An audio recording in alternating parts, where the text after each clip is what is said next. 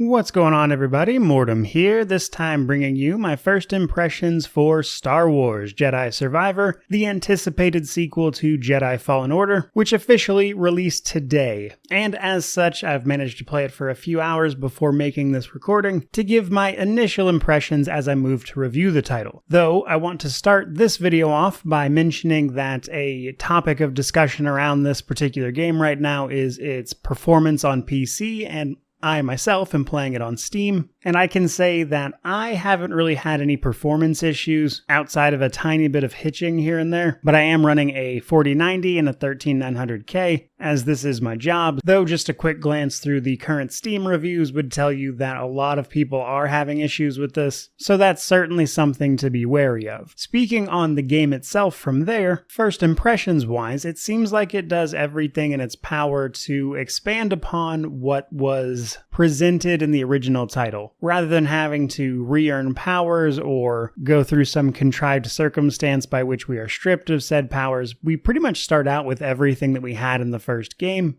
albeit some of it unlocked slowly over the initial tutorial area, so as to not overwhelm people who are jumping in here, I imagine. When you first fire the game up, you're going to be met with a host of accessibility options, which is something I always like to see. And this is going to allow you to customize your playstyle quite a bit, I would say. And this is in addition to the returning difficulty system from the first game as well, which adjusts how precise you have to be with your parry timing alongside the damage enemies do, on top of dictating how aggressive those enemies are. So because all of that, despite all the Souls-like elements, it should be a pretty approachable game for most people, provided you don't have any PC problems. And then from there, the title seems to focus on expanding outward. For instance, the first planet you get dumped onto is much larger than basically anything in Fallen Order. There's even a whole town in place that you can sort of run around and talk to people in. It's my understanding I'm going to get to ride an animal around at some point. And they even cranked up the cosmetic customization of Cal, with you being able to change things like hairstyles, even more of the clothing, etc. So a lot of it seems to just be expanding on everything the original title started with, which is ideally what you would want from a sequel. Though story-wise, this appears to take place several years after the first game. Your initial team back then has since sort of disbanded,